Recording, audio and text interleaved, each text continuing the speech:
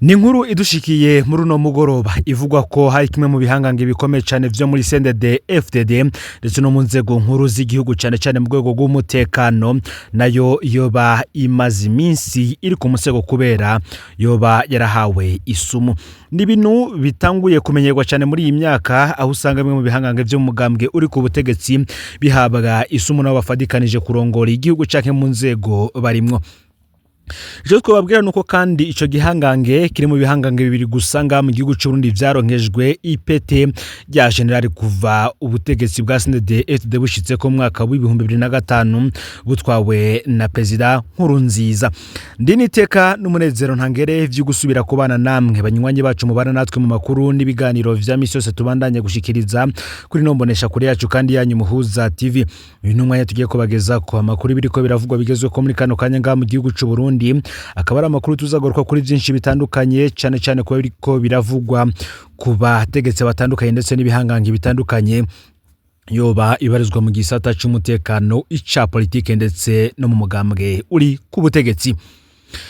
Mu mwaka uheze mu ntango za 2025 nibwo hagiye habona inkuru ivuga yuko Reverano Ndikuriyo umunyamabanga mukuru w'umugambwe uri ku butegetsi yoba yarahawe ishano. Ivyo vyabaye mu gihe CNDD FDD yariko iritegurira igikorane cari kubera Ingozi, kikaba ari igikorane cari gutangura umwaka wa 2025. Tukabibutsa ko imbere yuko Reverano Ndikuriyo ahabwa ishano ndetse akaja no kwivuza imbere yiwe habanje umukuru w'inama nshingamateka Geras Daniel Ndabirabe. Uyu nawe amakuru yavuga ko yahawe ishano mbere we aje no kwivuriza mu gihugu cy'Uburusiya gusa aragaruka mu nyuma y'indwi zibiri. Indwara yakomeye cyane yabaye iya Reverano Ndikuriyo atwara umugambwe CNDD FDD kuri bakaba ari no mu kiringo ciwe kigira kabiri. Kuri ubu rero haravugwa ikindi gangange mu nzego z'umutekano gifisi pete rihambaye cyane nga mu gihugu cy'Uburundi mu rwego rw'umutekano no kwivuna abansi naco bakimaze imisi ku musego. Uyo nta wundi ni General Prime Niyongabo arongoye ibiro bikuru vy'igisirikare nga mu gihugu cy'u Burundi. Uwo hari amakuru agize iminsi avuga ko umukuru w'igisirikare cy'u Burundi General Prime Niyongabo yoba agwaye mbere bikanavuga ko kandi yoba yarahawe isumu nabegereye umwe mu bakomeye nga mu gihugu cy'u Burundi nkuko tuza kwibageza ko mu nkuru yacu ikurikira tunabageza ko urutonde rw'abavugwa cyane muri ayo makuru. Gusa mu matohoza ya mbere yakozwe dufise nuko General Prime Niyongabo ari muzima. Nikimenyamenya ngo nuko yari yanitabiriye isabukuru y'umutambukanyi w'umukuru w'igihugu y'imyaka 50. Ayo niyo makuru ya mbere twaronse. Gusa mu ndwi ziheze bikavuga ko yarafise ikibazo c'amagara gikomeye cyane amwegere bakavuga ko ari ingwara ishobora kuba yaraturutse ku ishano yahawe numwe mu bo bakorana. Mbere abandi bakanavuga ko kugira ngo agaragare mu birori vy'umutambukanyi w'umukuru w'igihugu Angelina Ndayishimiye vyo kwizihiza isabukuru y'imyaka 50 amaze kwisi ngo baraje yisunikiriza nkuko bamwe babivuga canke se ngo yarari umutima amenya akavuga ko agomba kuhaboneka nk'umwe mu bafitanye igihango kidasanzwe na President Evariste Ndayishimiye mbere ko Ndayishimiye yabereye Prime Niyongabo umuhagarikizi mu bugeni bwiwe no kuvuga ko yamubereye parrain de mariage nkuko benshi bavyita. Bikabizwi ko rero abantu bafitanye igihango nk'iki ngiki cyo kubanira aba parrain de mariage abari inshuti zakadasohoka. Vyonde subscribe canke s'abonner utarafyinda ko kugira ngo tozocikanwa nadushikiriza usangiza no makuru bagenza aho bari kugira ngo nabo baje bararonka amakuru tubageza ko bari mu bambere. N'umuza TV rero ndabaye kaze muri ano makuru. Kuva President Evariste Ndayishimiye yashitse ku butegetsi mu mwaka wa 2020 hari bamwe mu bategetsi bo mu nzego zikomeye cyane z'u Burundi yo biza politike iz'umutekano ndetse n'izo mu mugambwe bagiye baravugwa cyane ko bahawe amashano. Ndayishimiye yagishika ku butegetsi inyuma y'umwaka umwe gusa mu mwaka wa 2021 nibwo vyatangajwe ko Alain Guillaume Bunyoni yari umushikiranganje wa mbere wiwe yahawe ishano ndetse yaragwaye araremba cyane gushika naho mu gihugu ngo bari baramubuze. Nibwo rero amakuru yagiye arahanwa ndetse n'amatohoza aratangura yoba mu masosiyete civile ni ukuvuga amashyirahamwe adakiranira ibyicaro vya politike ndetse na bamwe mu bamenyesha amakuru batandukanye nibwo baje kuvumbura ko Alain Guillaume Bunyoni yoba yari yarahawe isumu n'umwe mu bakorana mu nzego zikomeye z'igihugu. Ivyo vyavuyeho mu mwaka w'ibihumbi 2024 hafi mu kwezi kw'icenda nibwo vyatangajwe ko urongoye inama nshingamateka ariwe Giras Daniel Ndabirabe nawe yoba yari yaragwaye ndetse kandi nawe ubwo bwiwe bukaba bwari bwaraturutse ku isumu yahawe. We yagiye kwivuriza mu gihugu cy'u Burusiya. Mu mwaka w'ibihumbi 2025 nibwo vyatangajwe ko Reverano Ndikuri umunyamabanga mukuru w'umugambwe uri ku butegetsi CNDD-FDD yahawe isumu nk'uko benshi bagiye barabivuga. Namakuru yavuzwe cyane kuko ivyo vyabaye mu gihe umugambwe CNDD-FDD wari witegurira igikorane cyo gitanguza umwaka w'ibihumbi 2025 cyari cyateguriye Ingozi, ndetse bikanavuga ko ico gihe mwijoro hari ku munsi wa kane igikorane murantunge ari ku munsi wa gatatu igikorane gice gitangura ku munsi wa kane. Ubwo nibwo Rusabani bazoku kirimba c'umukuru w'igihugu zamumanukanye gihutihuti i Bujumbura. Ashitse i Bujumbura yo barajanywe mu bitaro, mbere ivyo bihava bikomera arungikwa mu gihugu ca Kenya kwivurizayo naho biranka, avurirwa aja mu gihugu ca Afrika y'Epfo ndetse no gushika mu gisagara ca Dubai aho yagarukiye yaratoye imitende ariko bigaragara ko yonze cane.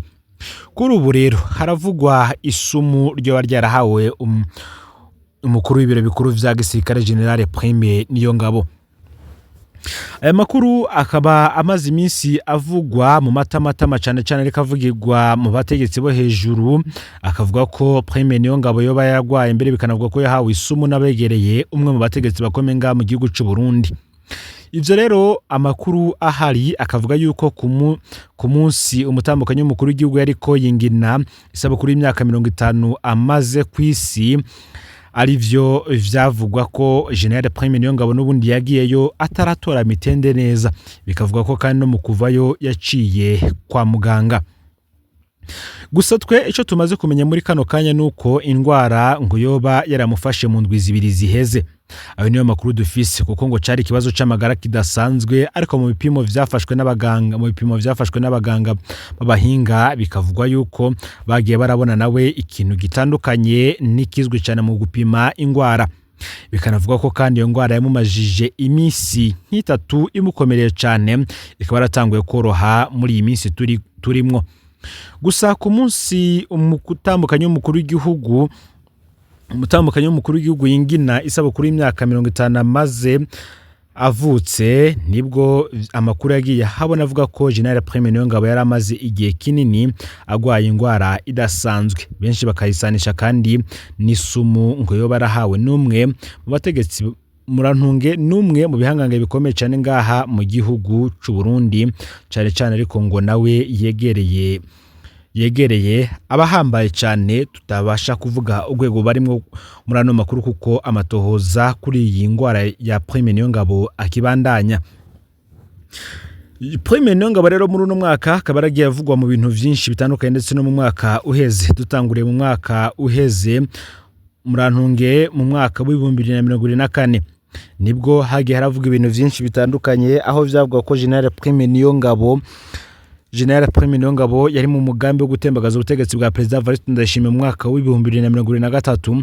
Gusa mu mwaka w'ibihumbi 2024 General Prime Niyongabo akongerezwa andi mabanga, aho ari kwigenekerezo 18 ndamukiza umwaka w'ibihumbi 2024, aho President Evariste Ndayishimiye ubwo wari yashize umukono ku itegeko rigena General Prime Niyongabo mu mabanga y'umukuru w'urwego rw'igihugu rujejwe imidari y'iteka, aho bita Chancelier des Ordres Nationaux. Uretse umukuru wago urwego bita Chancelier des Ordres Nationaux rusanzwe kandi rugizwe n'abandi bantu 8 bagenwa n'umukuru w'igihugu. Urongoye ubwo rwego akaba afise icubaro kingana n'icumushikiranganje kandi agahabwa ivyankenerwa vyose bisanzwe bihabwa abashikiranganje. Ni mu gihe abagize urwo rwego bose bagabwa n'umukuru w'igihugu asanzwe yitwa Grand Chancelier des Ordres Nationaux. Urwego rugafasha umukuru w'igihugu guhitamwo abahabwa ibidari vy'iteka n'ubushimwe bw'igihugu. muri ayo mabanga General Prime Niyongabo akaba yarasubiriye umuhisi Lieutenant General Godefroid Bizimana yari yagenywe muri ayo mabanga mu mwaka wa 2023 nawe kandi akaba yari yarinjiye muri ayo mabanga asubiriye Lieutenant General Gabriel Nizigama Batazira Tibiya yari yagenywe muri ayo mabanga mu mwaka wa 2019 nawe akaba yarasubiriye General Arengiyome Bunyoni yari yagenywe muri Ndamukiza umwaka wa 2015 ubwa mbere yahawe ayo mabanga akaba ari Augustin Sanze yagenywe muri ayo mabanga mu mwaka wa 2013. Ico gihe Prime Niyongabo aronswe ayo mabanga hari benshi bibajije ko ayo mabanga mashasha General Prime Niyongabo yari kumutuma ava ku burongozi bw'igisirikare ariko siko vyagenze. Itegeko rivuga ko amabanga yonyine atabangikanywe no kuba chancelier des ordres nationaux ari ukuba mu bagize leta canke kuba mu nama nshinga amateka na nkenguza amateka. Abandi bose bahawe ayo mabanga imbere ya General Prime Niyongabo baragumanye amabanga bari basanganywe. Kugeza ubu General Prime Niyongabo akaba ari nawe mukuru w'igisirikare cy'u Burundi amaze umwanya munini cyane muri ayo mabanga. Nta wundi yari bwamara imyaka irenga 12 muri ayo mabanga. Umukurikira ni General Major Thomas Ndabemeye yabaye muri ayo mabanga imyaka 9 kuva mu mwaka wa 1967 gushika mu mwaka wa 1976. Mu gihe Prime Niyongabo aronswa ayo mabanga harabavuga ko atari vyiza na gato ko mukuru w'igisirikare amara umwanya munini cyane mu mabanga kubera aca gitwara nk'umurima wiwe nari rya rwego rukoresha amafaranga menshi cyane. Muri kino gihe General Prime Niyongabo akafatwa nk'umwe mu batunzi ba mbere mu Burundi mu gihe vyinshi mu vyadandaza binafatanye n'ibikorwa vy'igisirikare. Bikavuga ko igisirikare cyo bakigurira imiti muri pharmacie za Prime Niyongabo ko microfinance yiwe ifise ugikorana n'igisirikare. Kaherutse gushira yindi microfinance yitwa y'abasirikare bato ariko umutahe wayo ukaba hanini wa Prime Niyongabo n'uwitwara akaba umusirikare yahoze ajejwe umutekano wiwe. Prime Niyongabo ni vyinshi avuga mu nkuko tuzabigaruka ko ku munsi w'ejo makuru turiko turegeranya. Gusa General Prime Niyongabo akabazwe nk'umwe mu basirikare bacuditse na President Ndayishimiye kuko mu mwaka uheze havuzwe ibihuha vyinshi bijanye n'ikugwa giwe hanavugwa n'amazina y'abashobora kumusubira ariko kugeza ubu akaboneka ko ari ntayegayezwa. Ni mugihe kandi ikindi gihari kivuga ruko abagerageje gutembagaza ubutegetsi mu mwaka wa 2015 kuri agenekerezo ya 13 Rusama bavuze ko umugambi bawuteguranye na General Prime Niyongabo yari umukuru w'ibiro bikuru vy'igisirikare be na General Ponsier Gacibwenge yari umushikiranganje wo kwivuna abansi. Ibintu vyo vyarayangaye hageze kumvikana urongora igihugu. Ico gihe Prime Niyongabo unashobora kwemera ko igihugu gitwagwa na General Major Godefroid Niyombare yafata nk'umukeba wiwe. Prime Niyongabo ngo yeba kandi yabona atakazoza yari kuba afise mu gihugu gitwagwa na Niyombare mbere n'inyungu ziwe z'ubutunzi yabona ko zishobora kubangamirwa bikomeye mu gihe atabo basha ari kuba gifise ku gisirikare. Ni gutyo rero ngo yahisemo kubwira vyose President Nkurunziza naho muhemba kuguma mu mabanga no kuduzwa amapete mu mwanya kugeza ku ipete rya nyuma rishoboka mu gisirikare cy'u Burundi ari ryo general.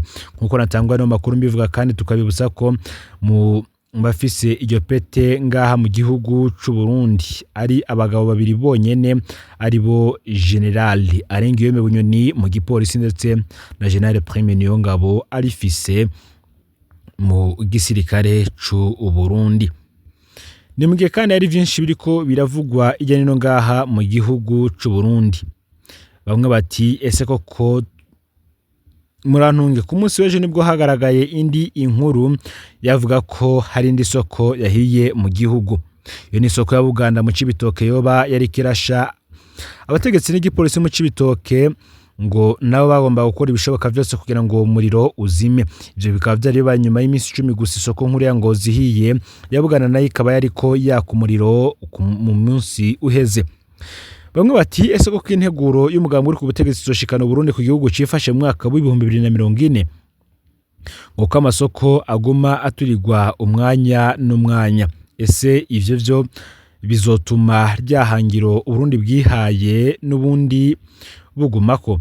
Ivyo bikaba byari bibaye kandi mu gihe mu kugenekerezo 16 kwezi kw'indwi mu mwaka wa 2026 umuhuza w'abarundi Aimé Laurentine Kanyana yagendeye isoko y'Ingozi ariko nta na kimwe ngo yavuze ku matohoza.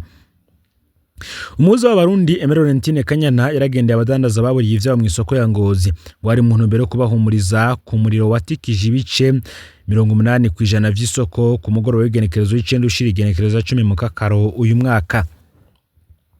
Mu makuru tumaze guhabwa n'abari bahari, umuhuza ngo yarahumurije abahaburiye ivyabo, yongera kandi abahimiriza kudacika intege kubera ivyabashikiye. Mu ijambo ryiwe, Kanyana yabahimirije gukorana n'amashiramwe y'ubwishingizi hamwe n'amabanki. Muri urwo rugendo rwiwe kandi umuhuza ngo yaragiye ajanye n'umukenyezi arongoye banki y'abakenyezi BDF. Uyu mukenyezi Kaneza Florence arongoye iyo banki yavuyeho yemerera abakenyezi bahaburiye ivyabo ko bo kwiyegeraniriza mu migwi y'abakenyezi 10 kugira ngo banki baronse ingurane bazoje barariha buhoro buhoro. Nubwo vyagenze gutya kandi ngo umuhuza nta na kimwe yigeze atangaza ku matohoza. Ngamajambo yashikirijwe na Laurentine Kanyana simabi nk'aherutse gushikirizwa n'umukuru w'inama nshinga amateka Geras Ndabirabe. Amajambo yashikirijwe na Yihumure kandi yaragize neza kwerekana ubudasa kuko Geras we yari yasize abaciye umutima mu kubwira abadandaza k'isoko yabo yaturiwe n'Imana nk'igihano kubera batayishikanira amafaranga. Amajambo ya Geras yarababaje abanyengozi kuko ntibanashoboye kumenya iyo Mana ikora ikibi ariko arababwira. Umuhuza yarasumbije amanota Geras Ndabirabe kuko wewe yarabaremesheje, yongera kandi abasigarana icizere ko bashobora guhabwa ingurane ni banki y'abakenyezi. Ariko naho biruko umuhuza nawe nta na kimwe yavuze ku matohoza kugira ngo hamenyekane icaturiye isoko. Birashoboka ko atokubahuka kuvuga ivyo abona ko nabihaya ko cabavunye batavuga kugira ngo abaramara kabiri na hirya nawe aherutse gutabaza inama nshinga amateka kubera ibihangange bimutera ubwoba iyo ariko arakora akazi kiwe nk'ubuhuza. Igihe yari yaraye atabaje inama nshinga amateka bukeye bwawe yategetswe guhamagara abamenyesha amakuru akabeshuza ivyo yari yaraye areze ibihangange mu nama nshinga amateka. Laurentine Kanyana yaciye ahamagara abamenyesha amakuru arabaryagagura ko batamutawe neza, atavuze ko afitaniye ikibazo n'ibihangange. Mbere yagiriye ko yagirizwa abamenyesha amakuru ko bakwiye kuja kurahura ubumenyi kugira ngo bakore neza akazi kabo ko gutangaza amakuru. Bamwe bati njyawe muri CNDD-FDD uyirya yikoreye. Birumvikana ko Kanyana agenda n'ubwoba bwinshi ku rugero nawe atari kubaka guhagarara Ingozi, agatangaza ko akenewe amatohoza kugira ngo hamenyekane icyaturiye isoko y'Ingozi. Ngabitangaje arazi ko vyoshobora gutuma ahura n'isanganya ariko aratahuka. Ikindi cyatangaje benshi kandi umukenyezi Laurentine Kanyana ntacu yavuze kuri kizimyamwoto. Birashoboka ko yirinze kwerekana ko zikenewe kugira ngo ntaca bazwa ko abanyagihugu aribo bazozigura nk'uko berutse gutangazwa n'umushinga mateka Daniel Geras Ndabirabe. Laurentine Kanyana rero nta kimwe yanavuze ku bagabo bahombeye ivyabo muri iyo soko. Omengo isoko ya Ngozi yari isoko y'abakenyezi gusa. Ngo sinzi ko Laurentine Kanyana yatohoje agasanga abagabo bose badaniriza muri iyo soko bifashe neza. Ngira ngo abagabo bo muri iyo soko batashishobe bo kwitega gushikirwa ngo umunsi umuza w'abarundi ngazoba ari umugabo nk'uko vyagiye biratangazwa na bamwe n'abandi batandukanye cyane kwisha ry'iyi soko yabo ya Ngozi. Ngo rero amakuru yaragezwe ko muri kano kanya ufyonde subscribe canke sabone ne butarafyonda kugira ngo tushucikanwe nadushikiriza usangiza n'amakuru bagenzi babo bari kugira ngo nabo baje barashikirwa nabiriko biravugwa bigezwe ko yoba muri politike agati akazira muntu imigenderanire n'andi makungu ndetse n'ibindi vyinshi biriko biravugwa bigezwe ko.